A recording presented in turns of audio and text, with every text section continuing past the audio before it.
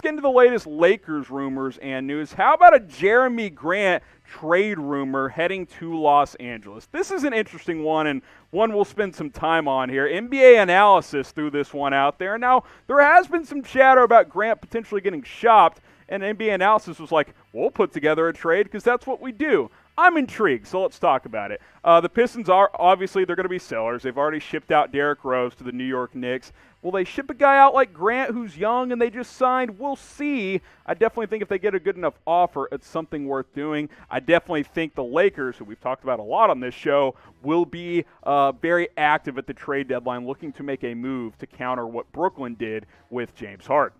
Now, Jerami Grant's having a career year. Almost 24 points per game, 5.5 boards, dishing out 3 assists as well. He's getting better and better as a playmaker. He's always been he's really been a good 3-and-D guy the past couple of years, but I like how he's expanded his game. You don't average 24 a night just as a 3-and-D guy. You've got to be a good isolation player as well, and he has certainly improved in that area, and he's the ideal guy to plug in next to a LeBron, next to an Anothny Davis, a wing defender who can really shoot the basketball and has improved as a creator as well. That's not his game, but he's at least capable of doing some of that, and I think putting him on a contending team, he was a huge factor with what the Nuggets did last year when they made the Western Conference Finals. I think Jerami Grant in LA makes a whole lot of sense.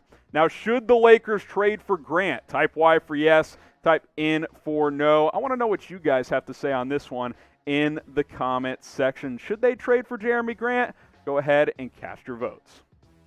Now, this is the trade proposal NBA Analysis threw together. Jerami Grant and Wayne Ellington, another player we've talked about when it comes to the Lakers, heading to L.A. for KCP, Talen Horton-Tucker, Kyle Kuzma, Jared Dudley, and a 2026 first-round pick. Sure, we'll give you LeBron Jr. 6 years from now, although he'll be a third-year NBA player by then. But that's the trade package. I think it's intriguing. I think that's a good deal for both teams, so I'd be curious to see if this could be one that could go down for the Lakers and the Pistons. And you mentioned Wayne Ellington as well. He's one of the better three-point shooters in the NBA, shooting over 47% from deep this year. He's slipped as of late. He was leading the NBA at one point at 53%, but 47%. This guy's a sniper, purely a catch-and-shoot guy, unlike Jerami Grant, who can create a little bit for himself. But I think if you add a guy like Jerami Grant and Wayne Ellington to the Los Angeles Lakers, that helps you win now. Sure, you don't want to lose Talen Horton-Tucker. Kyle Kuzma's still a young player, but Grant's not old either. That's a piece that you can win with for several years. He just signed a 3-year, $60 million deal. So if you brought him on board and added Ellington in the process, who cares about a first-round pick 6 years from now? It's going to be like the number 26 pick anyway. I think that's a good deal for the Los Angeles Lakers. Here's what you guys think. Who wins the trade? Type L for the Lakers, type P for the Pistons. Let me know what you guys think in the comments section. I think the Lakers win it because they win now, and the Pistons get some young talent, so it's not bad for them either. I think they'd want a little bit more for Jerami Grant personally, but I definitely think the Lakers win this one, so I'm going to go ahead and type my L.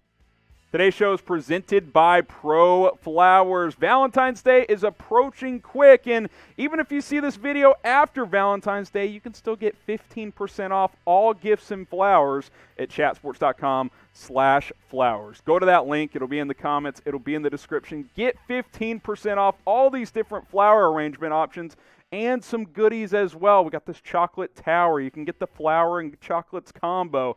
Tons of different stuff available, including these spa packages. Hook up your wife, hook up your girlfriend. Hell, send your mom some flowers as well. It'll brighten up her day. Chatsports.com/flowers. Best part about this, they're going to ship it all for you. You don't have to get out in the cold weather and battle the crazies at whatever grocery store or florist you're going to get some flowers at. Just go to Pro Flowers. Chatsports.com/flowers. That link will get you 15% off. It's in the comments and in the description.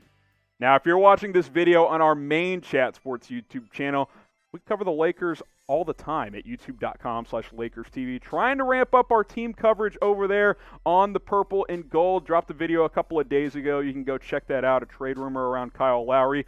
youtube.com/LakersTV is the place to go. More Lakers rumors, news, updates, and a whole lot more. Go subscribe to our Lakers YouTube channel.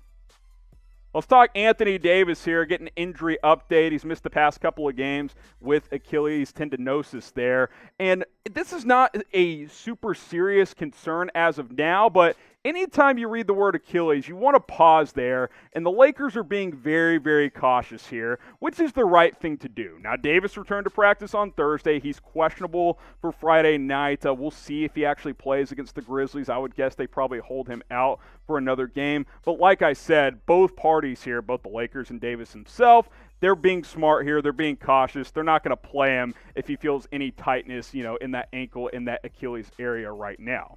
Here's what AD had to say on this one, saying this is just a different circumstance with it being an Achilles. If it was a quad or a finger or anything like that, wouldn't mind playing, but I just don't really want to play around with an Achilles. Smart. I just don't want to play a game where I still feel it and then I get hurt and now I'm out for the playoffs or whatever. And that's the right approach here, right? If you're Anothny Davis, you already had a shortened summer. I think they had like 70 days between Game 6 against the Miami Heat and opening night of the new season. There was already going to be load management for him and LeBron James, but now the Achilles is feeling a little tight. There is no reason at all, if you're the Los Angeles Lakers, to force him back into action. You take your time on this. You don't rush it. He's having another great season. You just want him and LeBron healthy for the NBA playoffs. If you get the number 2 or 3 seed instead of the number 1 seed, who really cares at the end of the day? Not like they're fans right now anyway. There may not be for the playoffs anyway. So how concerned are you about AD's injury? Scale it 1 to 10, 10 being you're terrified. You think it could be the worst injury ever. 1 being, it's no big deal. I'm at like a 3. I'm not super concerned, but the word Achilles does make me pause. We've seen some major players in the NBA deal with that in recent years. I'll give it a 3. Let me know what you guys think.